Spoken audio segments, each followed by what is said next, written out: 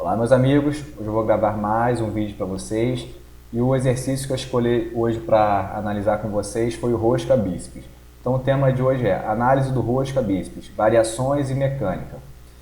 Muitas vezes a gente pensa que o rosca bíceps é um exercício simples de realizar, mas a gente vai ver que tem diversos fatores que a gente deve pensar antes de selecionar alguma das suas variações.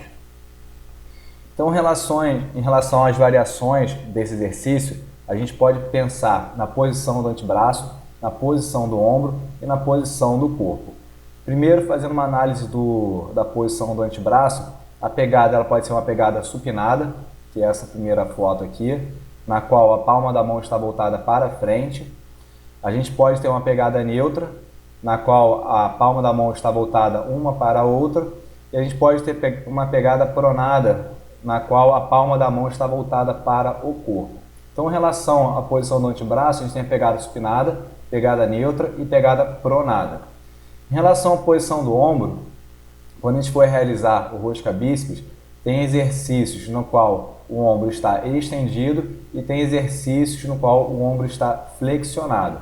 Em relação à posição do corpo, a gente pode fazer o exercício em pé ou pode fazer o exercício sentado.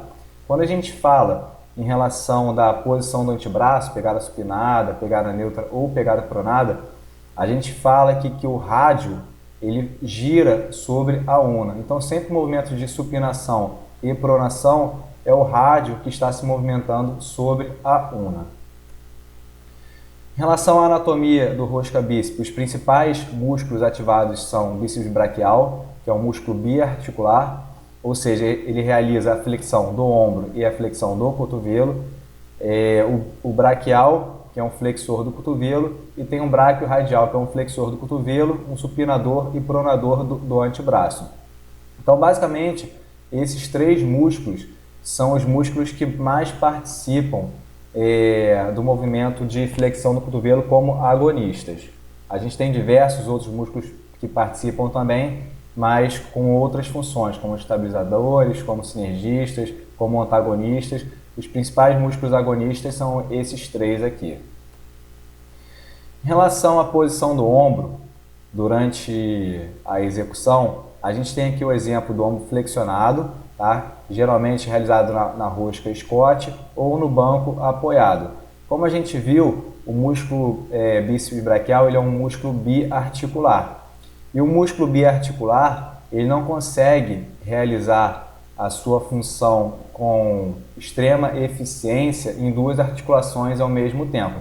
Então, por exemplo, quando a gente faz a rosca Scott, que ocorre uma flexão do ombro no apoio, esse músculo ele se torna insuficientemente ativo, porque ele não vai conseguir realizar a sua função com perfeição na articulação do ombro e na articulação do cotovelo ao mesmo tempo.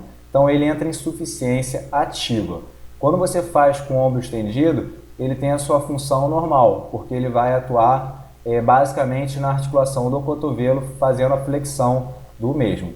Então é uma das primeiras variações que a gente pode analisar em relação à posição do ombro, que dependendo do movimento que você faça, o músculo ele entra em insuficiência ativa porque ele não consegue realizar a sua função no ombro e no cotovelo com extrema eficiência nas duas ao mesmo tempo. Em relação à biomecânica, o movimento articular basicamente é uma flexão do cotovelo, porque é um exercício uniarticular e é caracterizado pela fase ascendente, ou seja, pela subida. O momento no qual você está aproximando o antebraço do braço, tá? Caracterizado pela flexão do cotovelo, a fase da subida. Essa é a fase concêntrica. E a fase excêntrica, ou retorno à posição inicial, é caracterizado pela extensão do cotovelo, que é a fase descendente ou descida do movimento.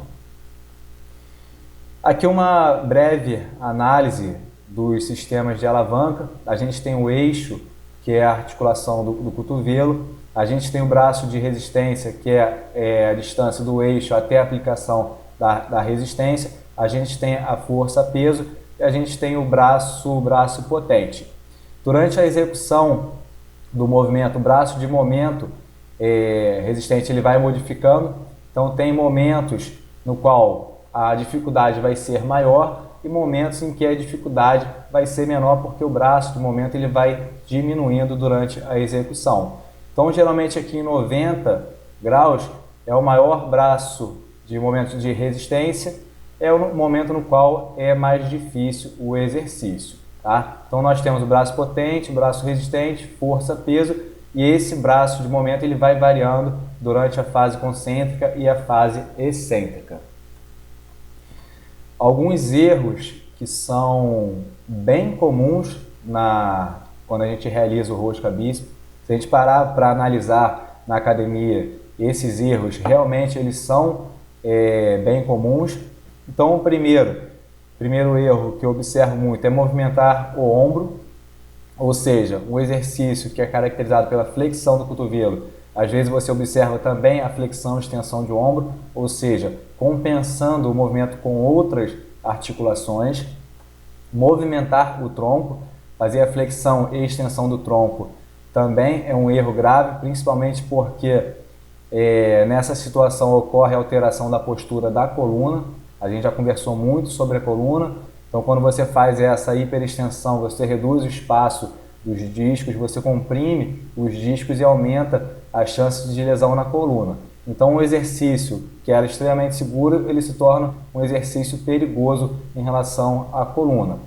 E também muitas vezes ocorre a flexão lateral do tronco para vencer a resistência.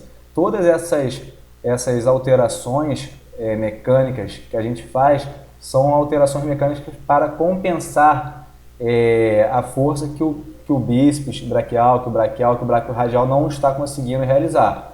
A sugestão: reduza a carga e faça o movimento com perfeição, com a técnica adequada. Tá? Alguns desses movimentos vão reduzir a eficiência dos principais músculos ativados e outras alterações vão aumentar o risco de lesão.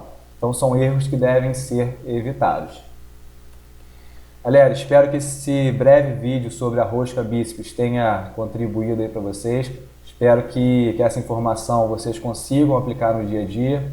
E se curtam lá o canal do YouTube, sigam lá no Facebook. E um grande abraço para todos.